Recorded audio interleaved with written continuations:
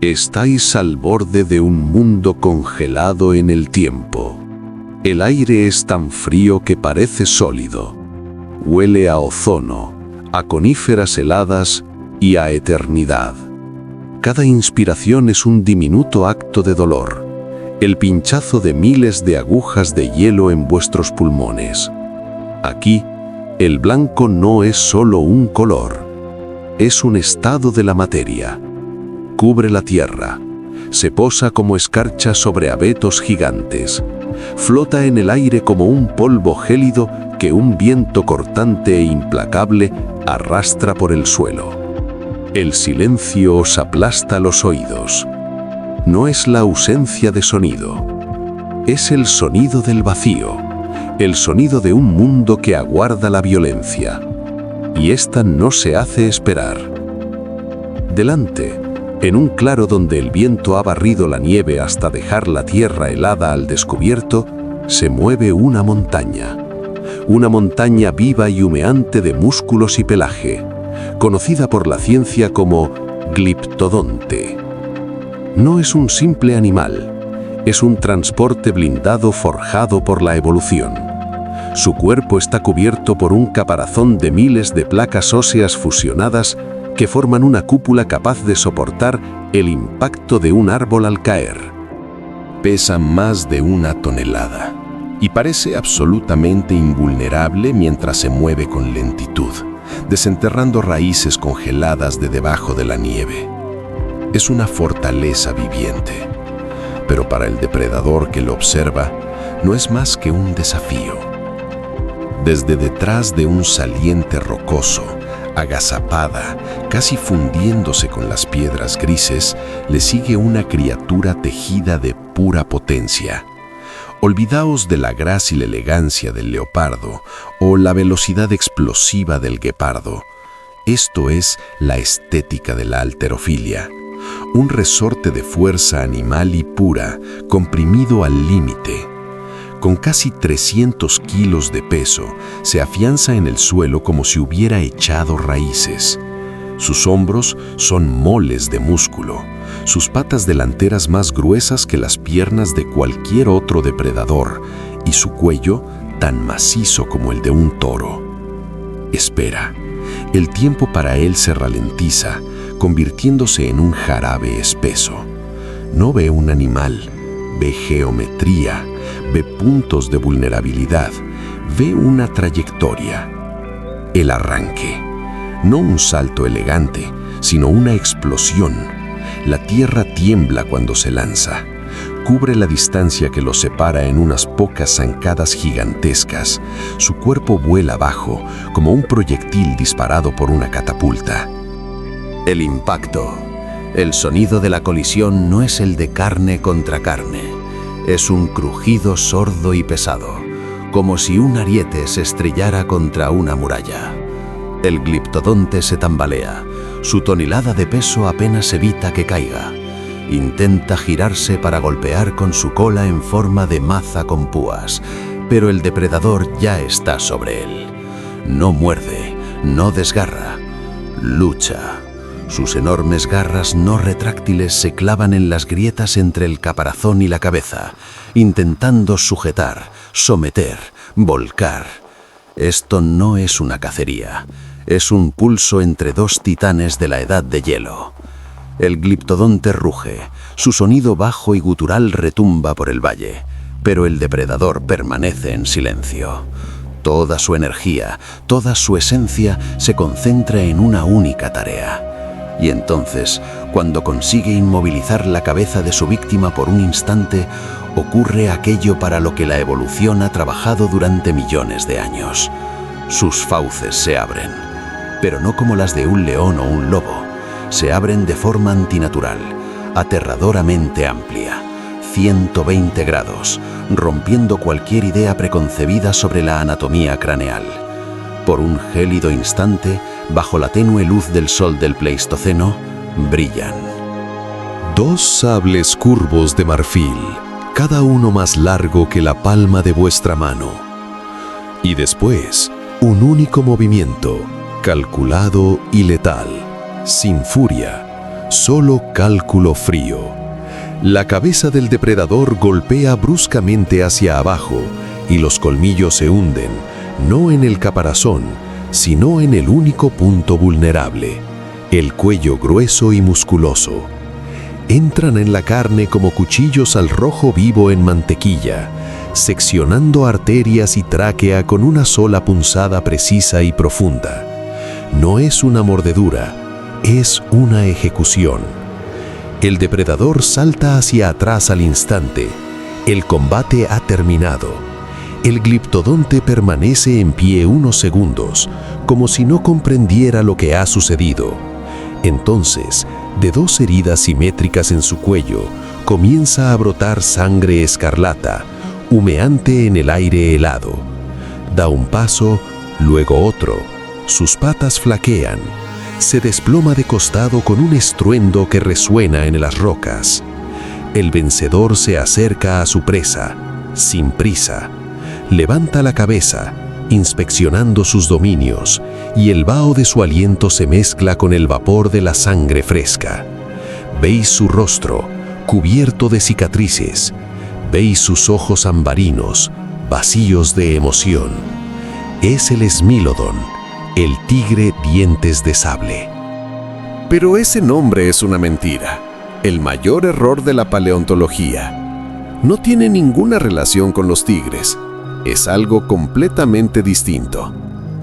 Un experimento de la naturaleza separado, mucho más antiguo y brutal. Y para entender cómo surgió este perfecto asesino de gigantes, primero debemos entender el mundo que lo engendró. Un mundo forjado en hielo. Nos trasladamos 40.000 años atrás en el tiempo, en pleno apogeo de la última glaciación, el Pleistoceno. Si mirásemos la Tierra desde el espacio en ese momento, sería irreconocible. El hemisferio norte está cubierto por una gigantesca cicatriz blanca, el manto de hielo laurentino. Su espesor en el centro, sobre el actual Canadá, alcanza los 3 kilómetros. Su peso es tan colosal que hunde las placas tectónicas, obligándolas a sumergirse en el manto. Este glaciar no es solo agua congelada, es una fuerza geológica. Se mueve, pulverizando montañas, arando valles y desviando el curso de los ríos. En él están atrapados billones de toneladas de agua, lo que provocó que el nivel del mar descendiera a 120 y en algunos lugares hasta 140 metros. Donde hoy rompen las olas del Canal de la Mancha, se extendía un valle helado por el que vagaban los mamuts. Australia y Nueva Guinea eran un único continente. Asia y América del Norte estaban conectadas por un amplio puente de tierra, Beringia. Este mundo vivía al ritmo de un reloj cósmico conocido como los ciclos de Milankovitch. Ligeras variaciones en la órbita terrestre, la inclinación de su eje y la precesión, un lento bamboleo del planeta como una peonza que pierde fuelle, cambiaban periódicamente la cantidad de luz solar que llegaba a las latitudes altas. Esto era suficiente para desencadenar una reacción en cadena. Los veranos se volvían un poco más fríos, y la nieve caída durante el invierno no llegaba a derretirse. Año tras año se acumulaba, compactándose por su propio peso hasta convertirse primero en neviza y luego en hielo.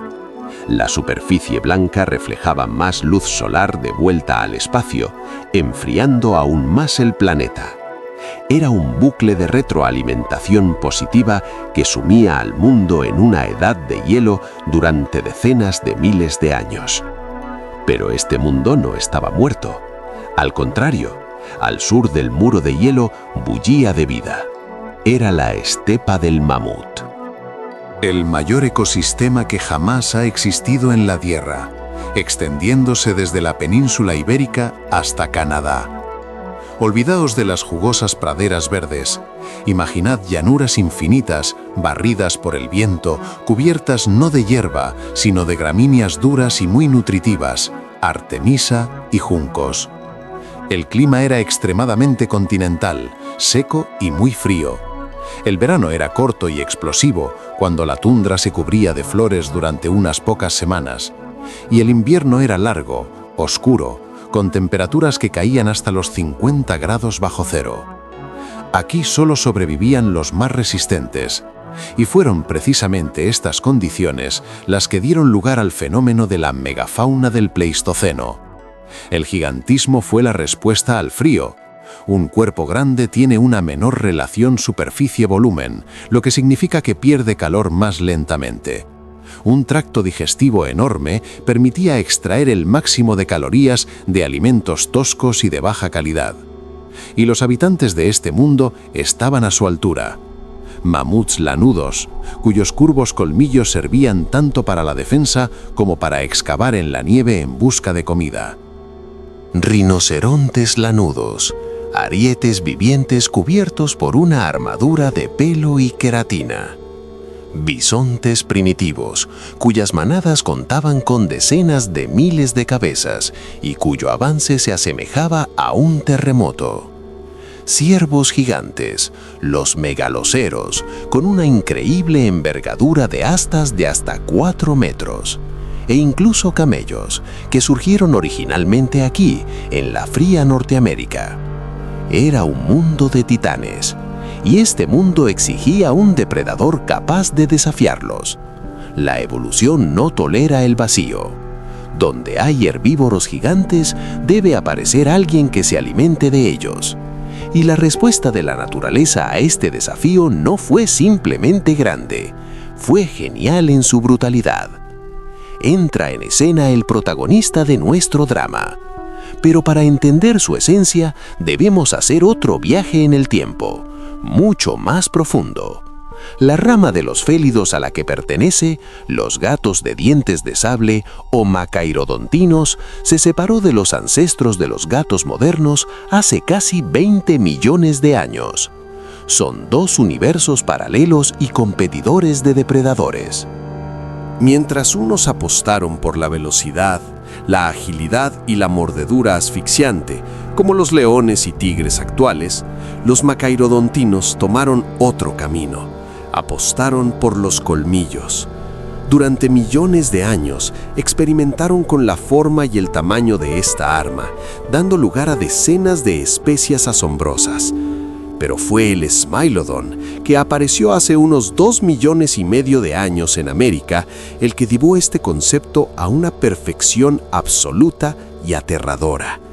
Vamos a construirlo hueso a hueso.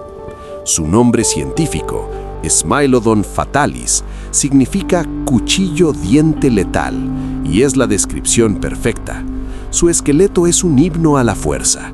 Es más bajo que un león africano, pero entre un 30 y un 40% más macizo. Sus huesos no son solo más gruesos, tienen una estructura diferente, más densa, con enormes crestas y rugosidades en los puntos de inserción muscular. Esto es especialmente cierto en la parte delantera del cuerpo. Sus omóplatos, húmeros y antebrazos se parecen más a la anatomía de un oso grizzly que a la de un felino. Eran los brazos de un luchador, diseñados para agarrar, clavar en el suelo y sujetar a una presa de 1 tonelada que se resistía con furia. Los músculos de su cuello estaban increíblemente desarrollados, pero no para zarandear a la víctima, sino para ejecutar un único y potente movimiento de tajo con la cabeza hacia abajo, la punzada mortal. Fijaos en su columna vertebral. La región lumbar es más corta y rígida que la de un tigre.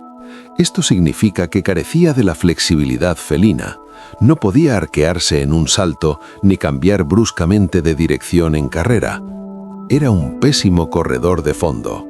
Su presa, ya fuera un bisonte o un caballo, lo habría dejado atrás fácilmente en campo abierto. Era un depredador de emboscada en estado puro. Y por último, la cola. Corta, truncada, como la de un lince. No necesitaba una larga cola para equilibrarse en maniobras a alta velocidad. Toda su biomecánica grita lo mismo. Un arranque explosivo desde un escondite, un impacto aplastante con su masa corporal, una lucha de fuerza bruta y un final rápido y preciso. No era un tigre. Los estudios genéticos demuestran que su linaje se separó del de los panterinos, leones, tigres, leopardos, mucho antes de que estos aparecieran. Era una bestia completamente diferente, con otra táctica, otra fisiología y probablemente otro comportamiento. Era la cima de la evolución de los depredadores especializados en matar gigantes, el equivalente biológico de un cañón antitanque.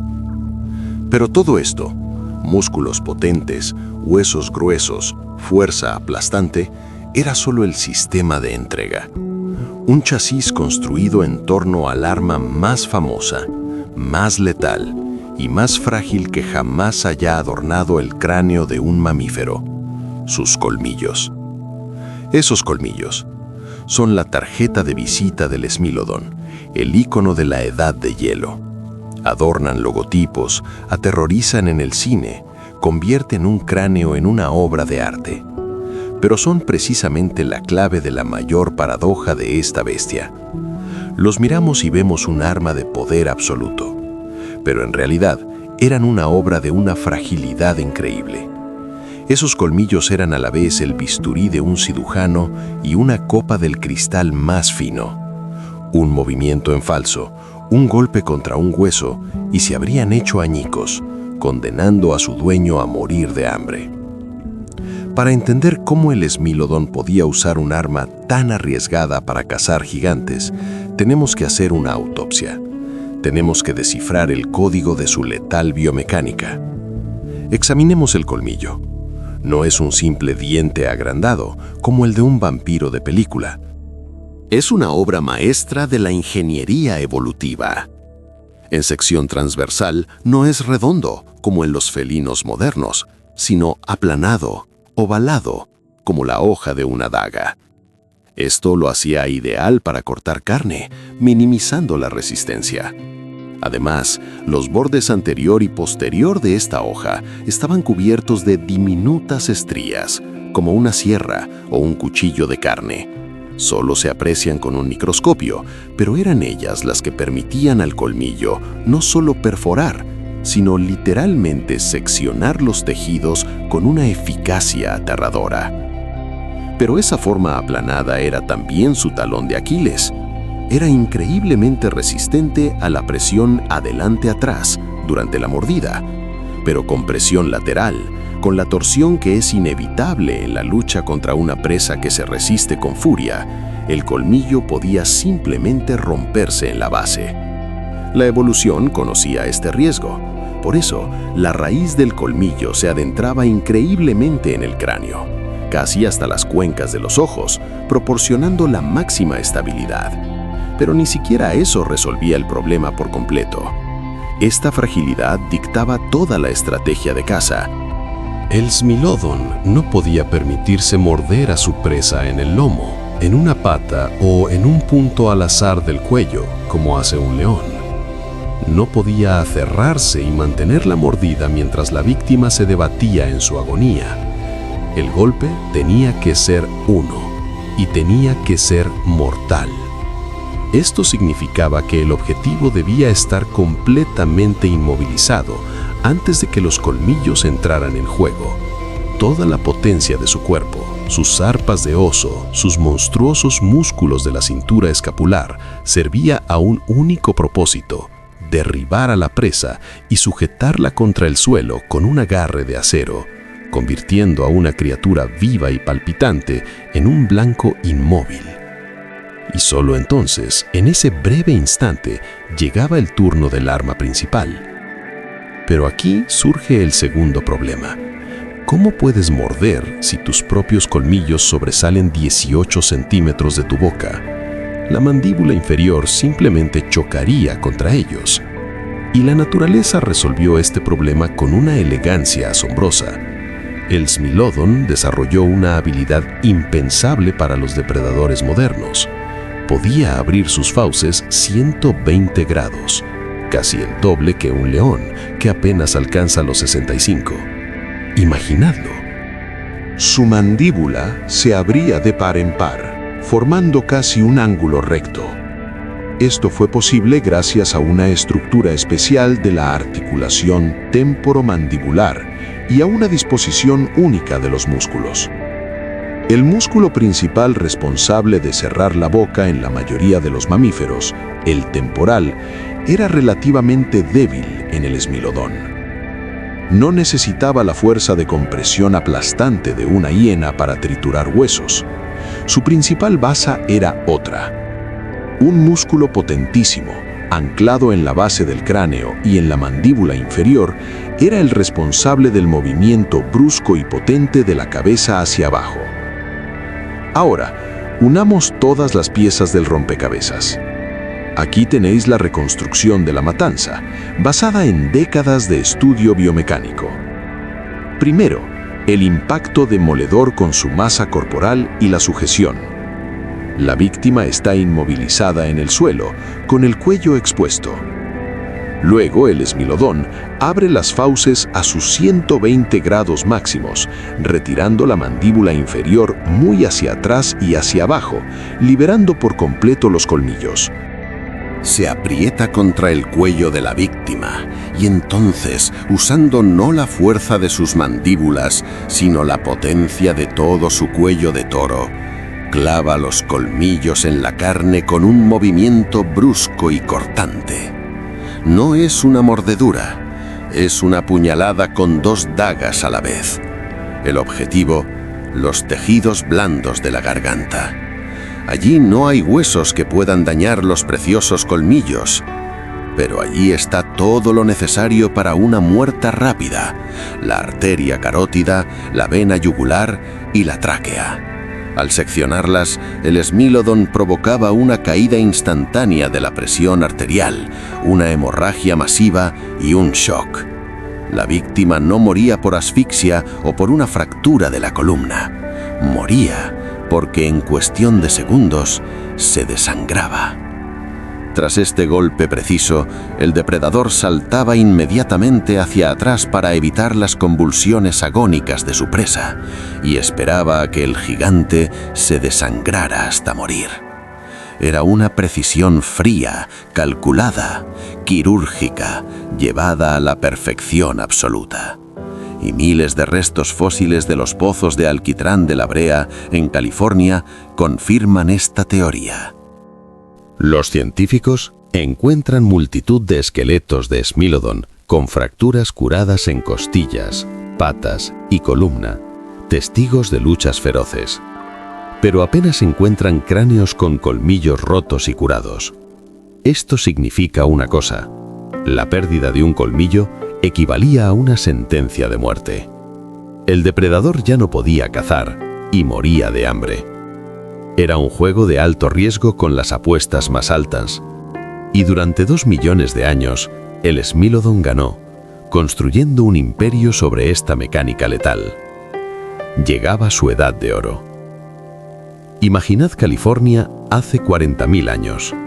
No es un desierto abrasado por el sol. Es una sabana salpicada de robles y salvia, surcada por ríos que bajan de las montañas de Sierra Nevada.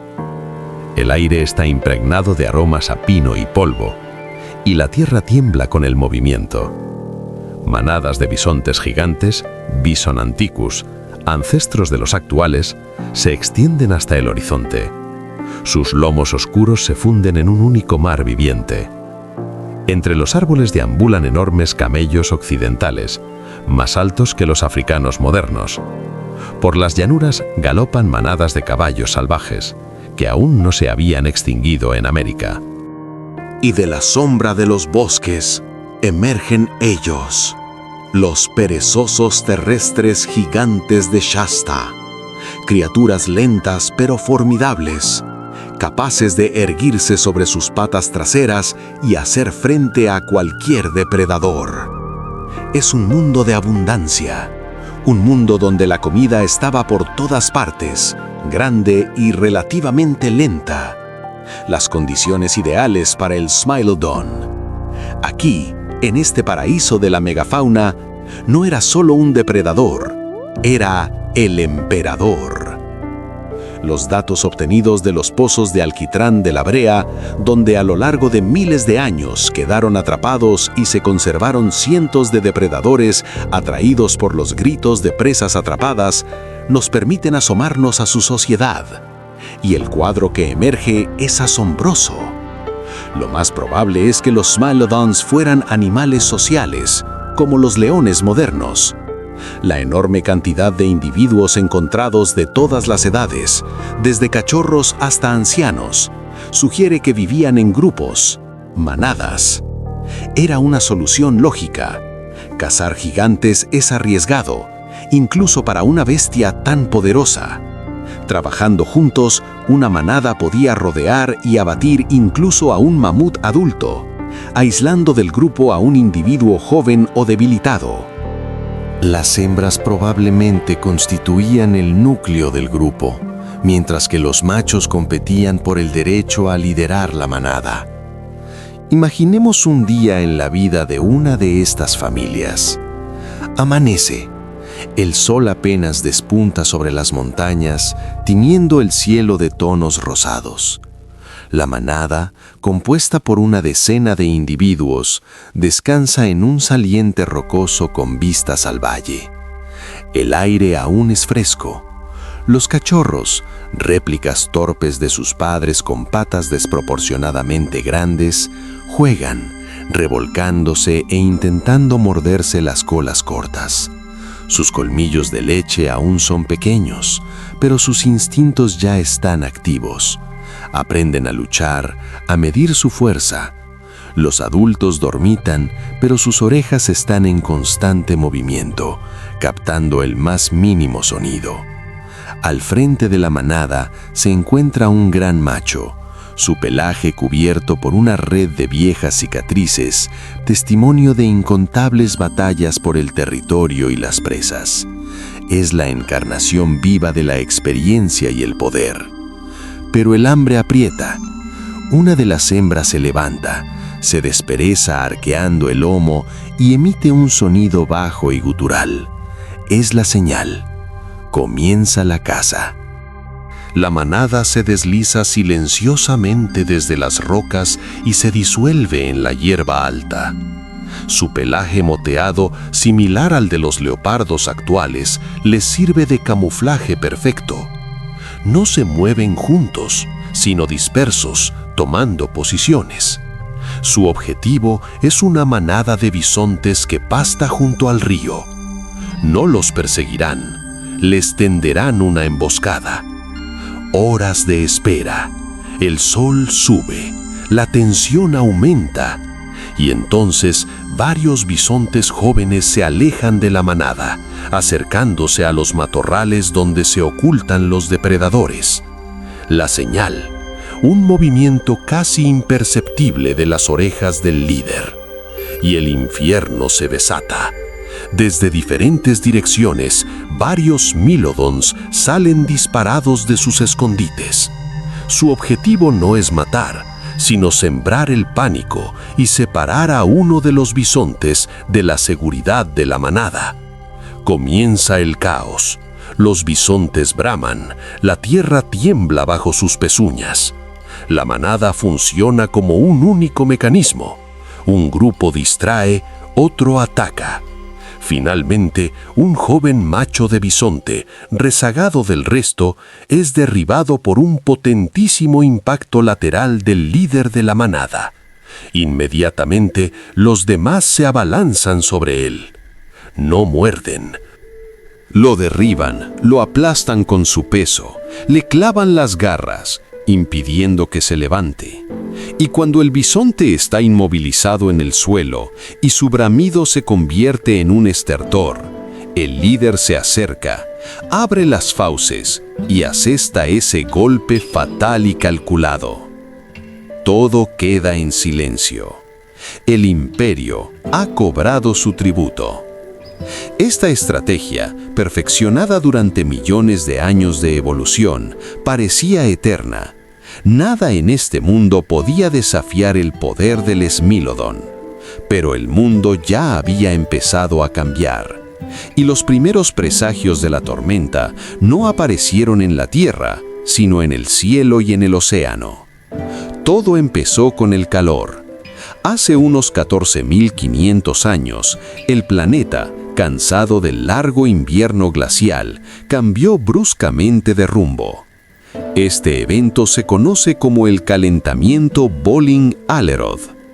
En apenas unas décadas, la temperatura media del hemisferio norte se disparó varios grados. Los glaciares, esos gigantescos depósitos de agua dulce, comenzaron a derretirse a una velocidad catastrófica. Billones de toneladas de agua dulce y fría se vertieron en el Atlántico Norte, alterando el sistema global de corrientes oceánicas, esa especie de cinta transportadora que traslada el calor del Ecuador a los polos. El clima no solo se volvió más cálido, se volvió caótico, inestable, y esto golpeó la base misma del mundo del Smilodon, la estepa del mamut. Este ecosistema único, seco y frío, no soportó el aumento de la humedad.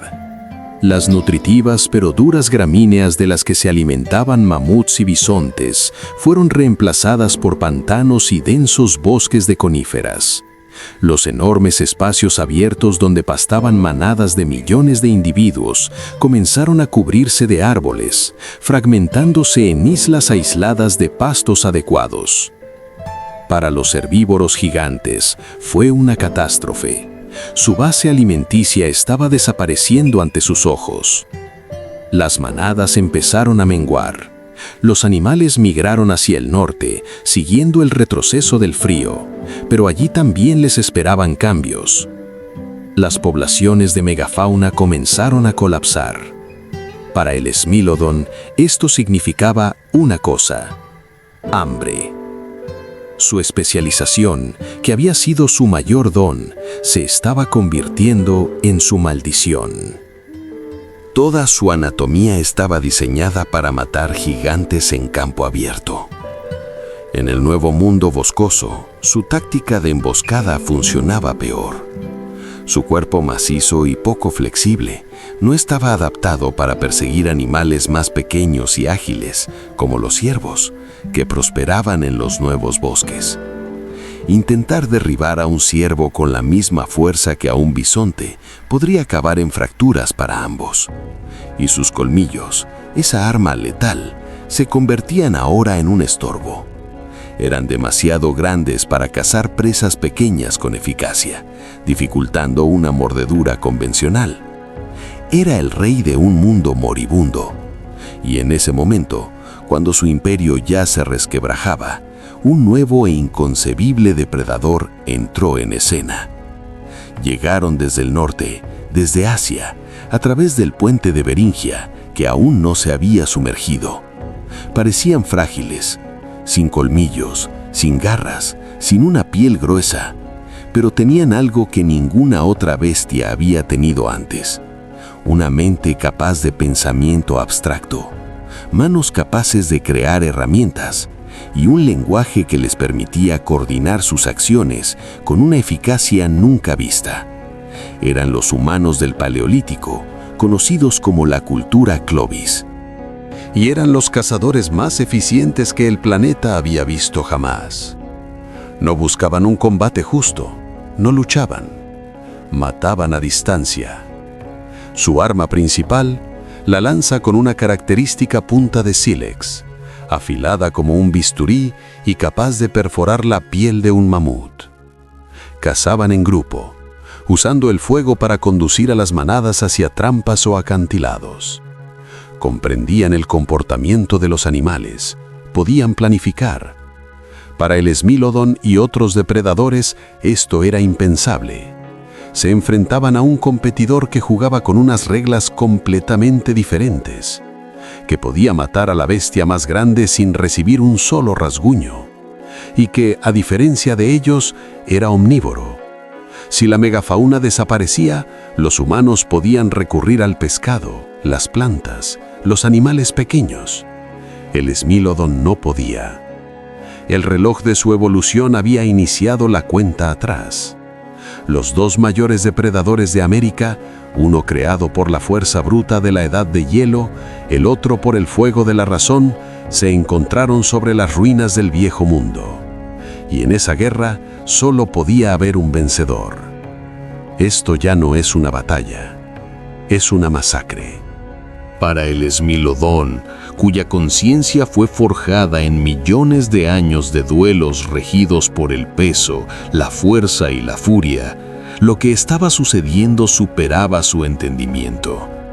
Veía cómo su mundo, sus territorios de caza, eran profanados por un olor nuevo y extraño, el olor del humo de las hogueras. Oía sonidos nuevos que no pertenecían a este mundo. El golpeteo rítmico de piedra contra piedra y los gritos agudos y articulados que intercambiaban esas extrañas criaturas bípedas.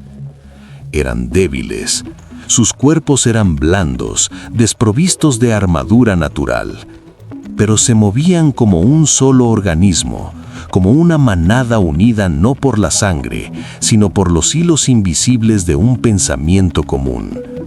Y mataban con una eficacia aterradora y distante. Imaginad al último gran líder, un viejo macho de Esmilodón, cuyo cuerpo es un mapa de su vida. Una costilla rota y soldada, recuerdo de una lucha con un bisonte gigante en su juventud.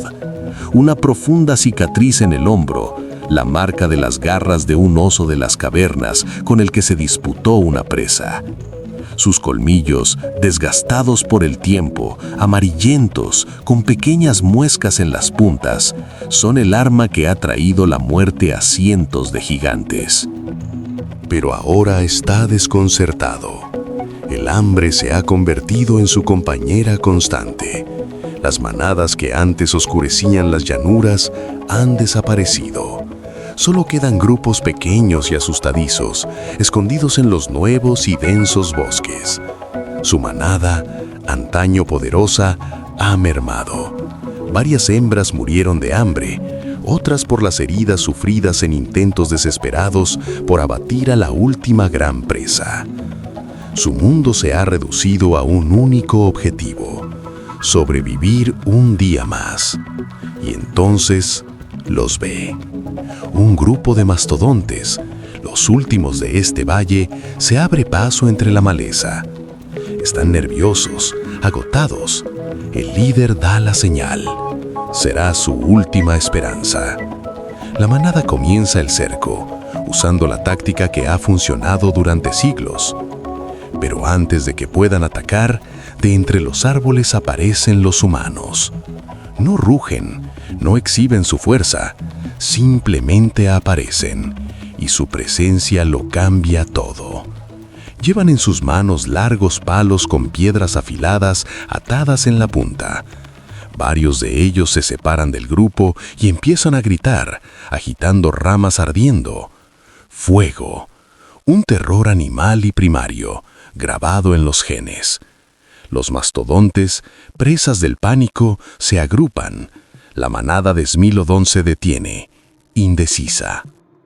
Esto es una violación de todas las reglas. Y entonces los humanos atacan. No se lanzan sobre los gigantes, mantienen la distancia. Una tras otra, con un silbido espeluznante, las lanzas comienzan a clavarse en los flancos de los mastodontes. No son heridas mortales, son miles de cortes que causan dolor, pánico y hemorragias. Uno de los mastodontes, enloquecido de dolor, carga contra los humanos, pero ellos simplemente se apartan, dejándolo pasar, y le clavan más lanzas en la espalda. El líder de los esmilodones observa la escena, y su cerebro de depredador es incapaz de procesar esa información. Esto no es una caza, es una ejecución a distancia. En esta nueva guerra, su fuerza, sus colmillos, su furia, son inútiles. Podría matar a uno, quizá a dos de esos seres frágiles, pero los demás lo atravesarían con sus lanzas desde lejos. Por primera vez en su vida, el rey siente algo que le era desconocido: miedo. Emite un rugido gutural, llamando a los restos de su manada, y se retiran, disolviéndose en las sombras. Han perdido la batalla, sin siquiera haberla empezado. Han cedido sus territorios de caza, su comida, su derecho a la vida. La catástrofe para el Smilodon no fue una gran explosión. Fue el silencio. El silencio de las llanuras vacías, donde ya no se oía el tropel de las manadas. Un silencio roto solo por el crepitar de las hogueras humanas. Su imperio no cayó en combate. Simplemente murió de hambre ante los nuevos amos del planeta. Los últimos individuos, debilitados, desesperados, deambularon por un mundo cambiado, guiados por el instinto hacia el último lugar donde aún podían encontrar una presa fácil, hacia la trampa que conservaría su historia para la eternidad, hacia los lagos negros y aceitosos de alquitrán que conocemos como la brea. Cuando el polvo de la última edad de hielo se asentó, el mundo del Smilodon había desaparecido. Solo dejó tras de sí huesos, sepultados bajo capas de arcilla y arena. Y durante miles de años fue olvidado. Pero la historia del planeta no borra nada por completo. Solo esconde sus archivos. Y uno de los mayores archivos del Pleistoceno se encontraba en el lugar más inesperado, en el centro de la futura megalópolis de Los Ángeles, los pozos de alquitrán de la brea. Durante decenas de miles de años, el petróleo crudo de las profundidades de la Tierra se filtró a la superficie, formando lagos pegajosos y traicioneros, cubiertos por una fina capa de agua o polvo. Para los animales sedientos, parecían un abrevadero salvador. Pero en cuanto ponían un pie en esa sustancia negra, la trampa se cerraba. El asfalto viscoso los absorbía lenta pero inexorablemente. Sus gritos de pánico se convertían en una señal para los depredadores. Smilodones, lobos gigantes, leones americanos. Atraídos por los sonidos de una presa fácil, se lanzaban ellos mismos a la trampa. Y también quedaban atrapados. Durante 40.000 años, estos pozos se convirtieron en una crónica única de un mundo extinto. No es solo un cementerio, es la escena de un crimen, congelada en el tiempo. Y cuando a principios del siglo XX, los trabajadores que extraían asfalto comenzaron a encontrar huesos gigantes, se inició una de las mayores investigaciones paleontológicas de la historia. Los científicos, armados ya no con lanzas, sino con microscopios, escáneres y analizadores químicos, empezaron a leer este libro de piedra. Y les contó sobre el Smilodon más de lo que jamás hubieran imaginado. Cada hueso se convirtió en una prueba. El análisis isotópico del colágeno extraído de estos huesos permitió echar un vistazo al menú del Smilodon. El nitrógeno 15, un isótopo pesado, se acumula en los tejidos a medida que se asciende en la cadena trófica, y sus niveles en los huesos del Smilodon eran desorbitados. Esto significaba que se alimentaban no solo de herbívoros, sino de los más grandes, bisontes, camellos, perezosos. Era un hipercarnívoro de primer orden. Pero la misma química también habló de su caída. El análisis de huesos de capas más recientes mostró signos de estrés por desnutrición. Su mundo se desmoronaba, y su cuerpo lo estaba registrando. La tomografía computarizada de los cráneos permitió reconstruir su cerebro, sus senos paranasales, su oído interno. Descubrimos que probablemente tenía un excelente olfato y oído, pero su estructura cerebral era más simple que la de los felinos modernos, con áreas sociales menos desarrolladas. Sin embargo, fue el modelado biomecánico lo que supuso un gran avance.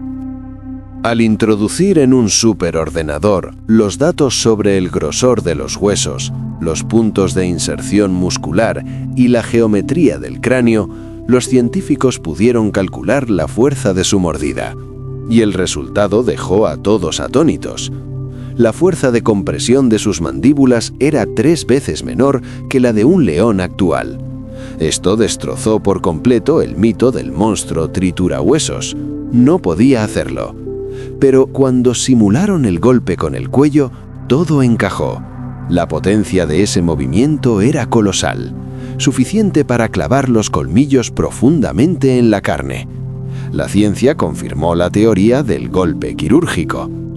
El estudio de las patologías, las marcas de enfermedades y lesiones en los huesos, dibujó el retrato de una vida brutal.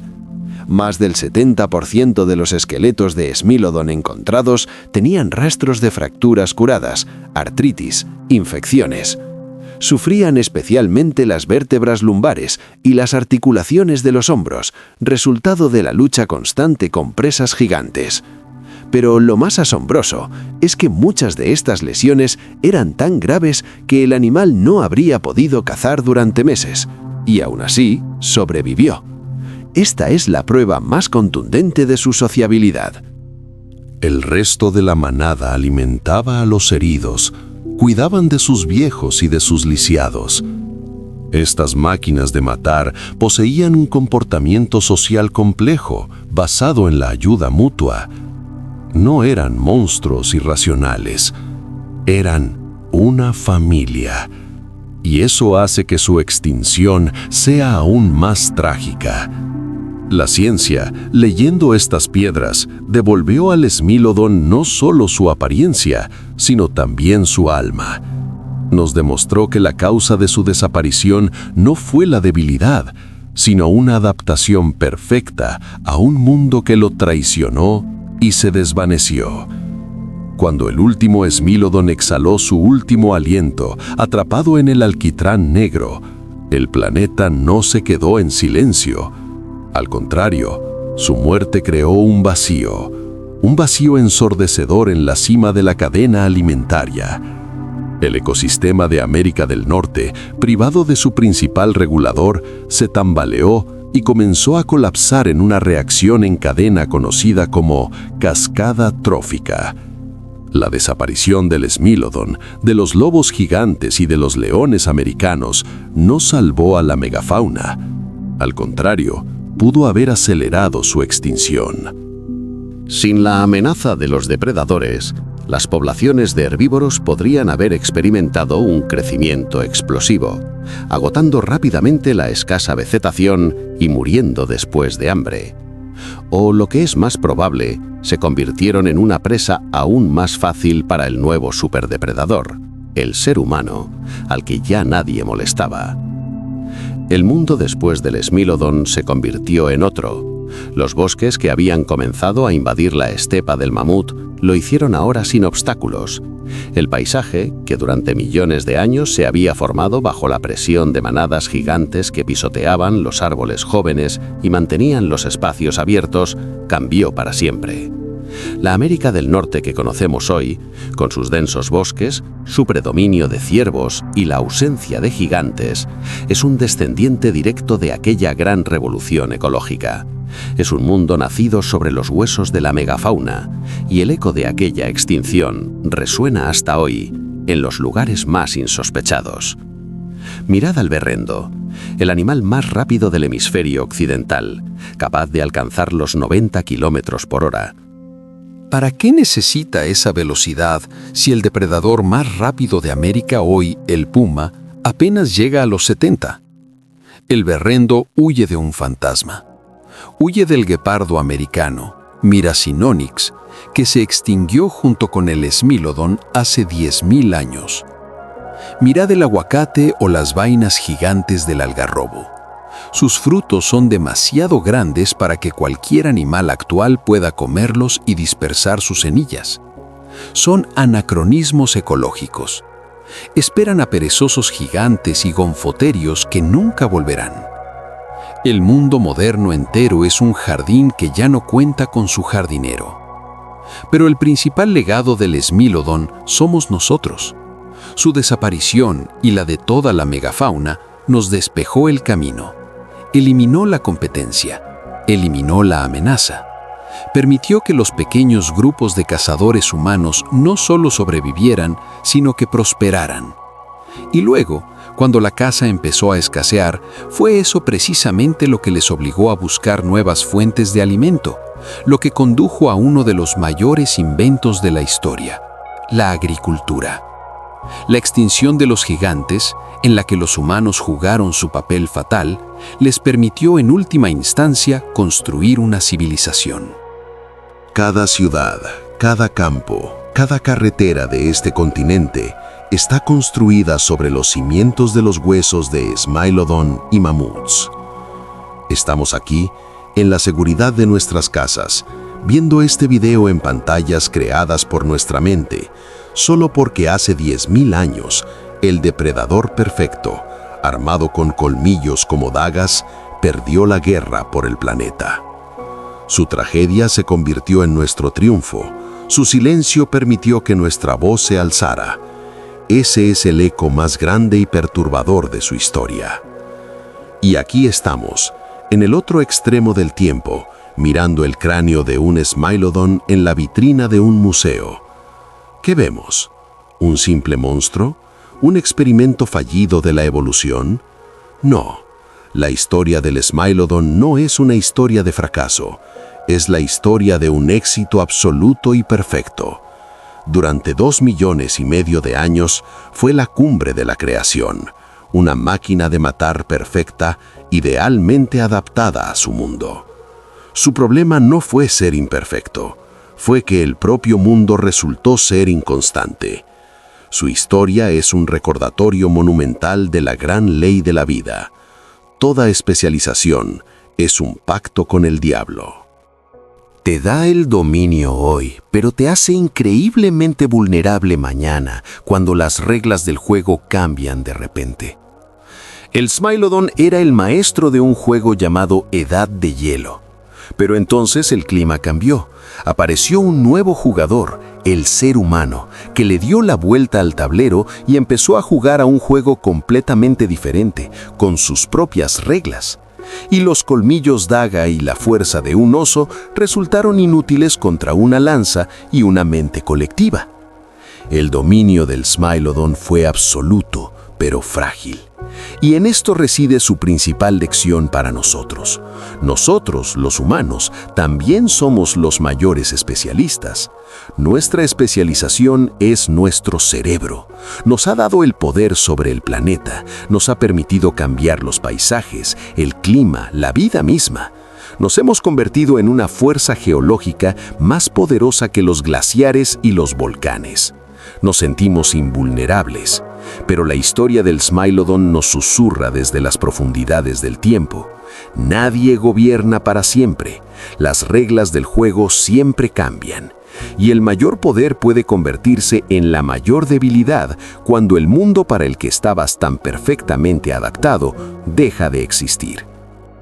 Este viaje a la Edad de Hielo llega a su fin. Hemos visto el nacimiento, el triunfo y el trágico ocaso de uno de los depredadores más impresionantes que jamás han caminado sobre la Tierra.